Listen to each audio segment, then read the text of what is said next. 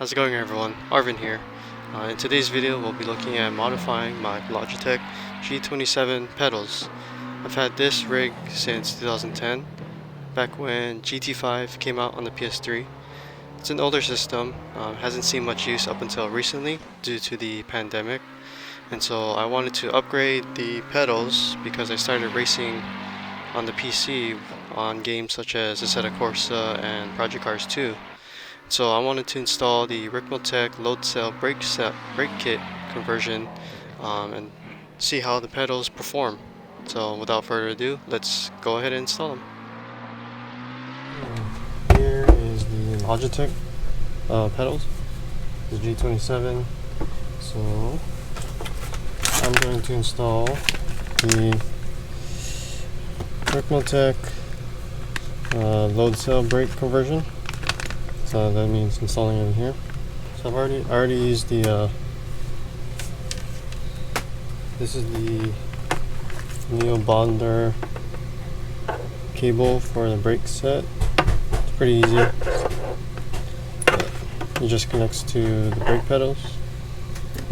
So I used this before. Let's see how this works. You see, brake pedal goes down pretty easily without much force. Accelerator is easy. Clutch is easy. But there's barely any resistance now. So I'm going to use this guy, put this in here, and then put the spring in this guy over here. So we're going to change these out. There's a good review by Sim Racing Garage that goes into depth about this brake cell. You can go ahead and watch this video. We're just going to take this apart, install it, and then go back in and see how it does.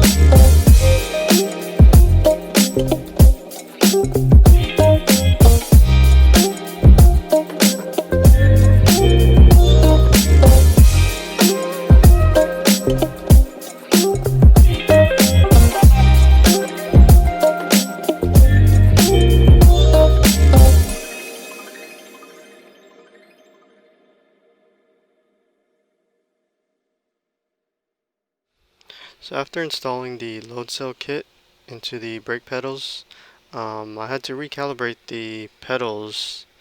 As I mentioned before in the video, I used the Bodnar cables with the stock pedal setup. This allowed me to make the pedals standalone, meaning I can plug them in to the computer directly, and it also increased the sensitivity of the pedals, meaning it can record more data information as the pedals travel, get compressed and released. So here I can just set the lowest value and the highest values as the pedal is pressed and depressed. Basically doing this multiple times just to kind of get a good average of the values, and also so I can know where the maximum travel and how much pressure I need to apply to get the maximum travel necessary.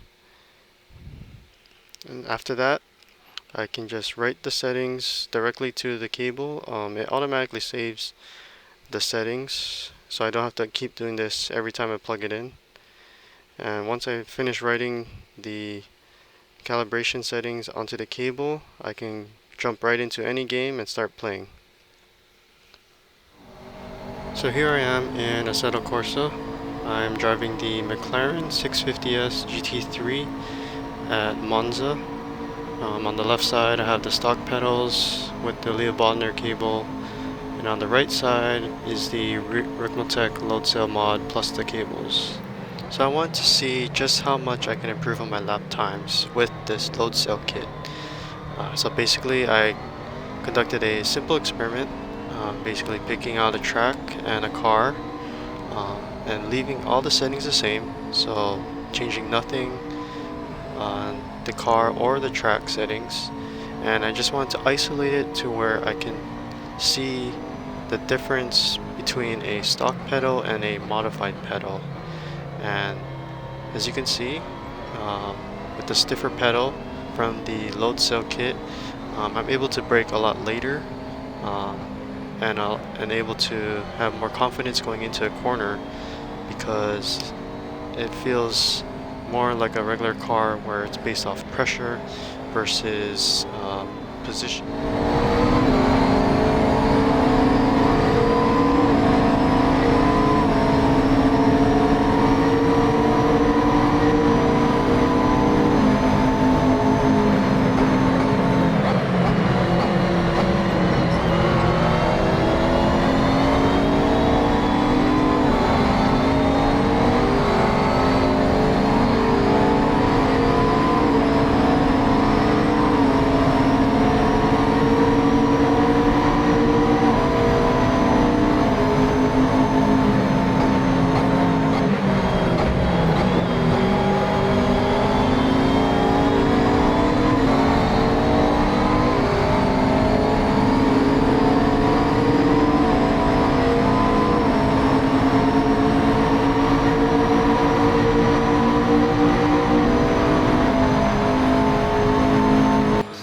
So here I am in Assetto Corsa Competizione.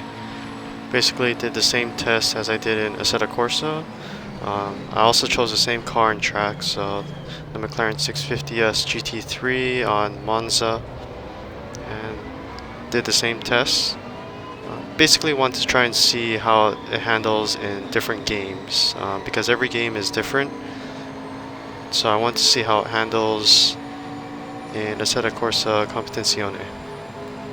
So I also, with the upgraded pedals, I needed to use my driving shoes because they were hurting a little using socks.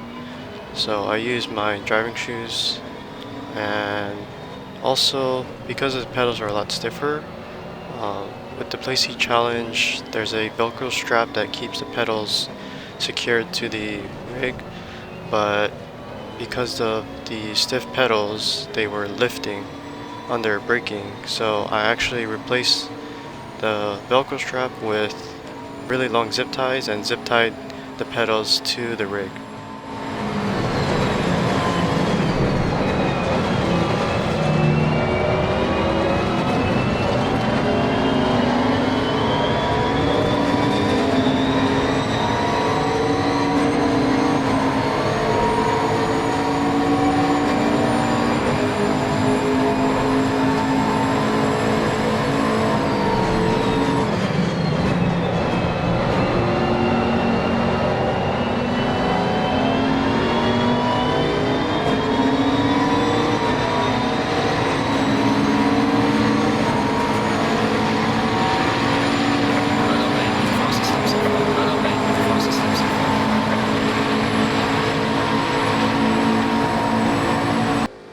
last but not least, this is Project Cars 2.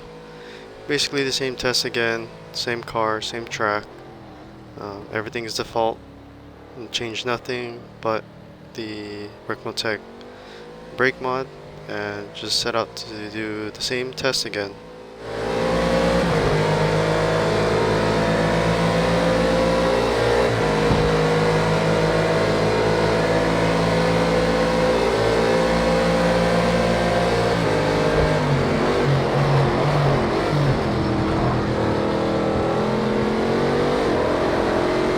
Great first sector, that's your best split time so far.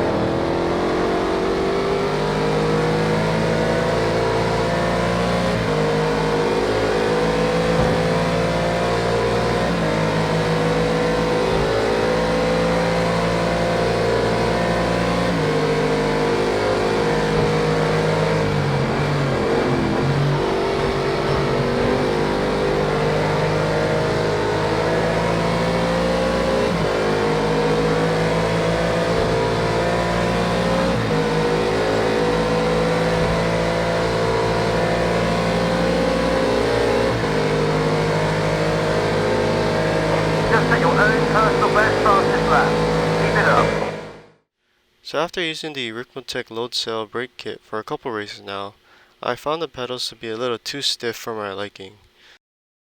They didn't travel as much, and so I wanted to increase the pedal travel just slightly so I can perform trail braking while heading into corners. So I decided to modify the rubber stop on the inside of the kit. Here I'm just measuring the overall length of the rubber stop, and I decided to cut off about 1/4 of an inch off the end of the rubber stop. And so from there I went ahead and cut it using a X-Acto blade, and then from after that reassembled the spring assembly, inserted it back into the brake pedal kit, and went ahead and tested it out again, and I found that the increased pedal travel allowed me to perform trail braking a lot easier, and it was a lot more consistent with my lap times. So hopefully you guys found this video very helpful, especially for those who own a Logitech pedal setup. I have a Logitech G27, but the Ricmotech load cell brake kit applies to all models of the Logitech pedal setup. If you have a G25 or even the latest G920, these upgrade kits still apply and are very useful. As you can see from the video, I improved my lap times by a little over 2 seconds, and across different games. So if you're looking to upgrade your pedals, try to get better braking consistency during your laps, this is a solid upgrade for sure. So thanks for watching. Stay tuned for more videos hopefully, and I'll see you guys in the next one. Peace.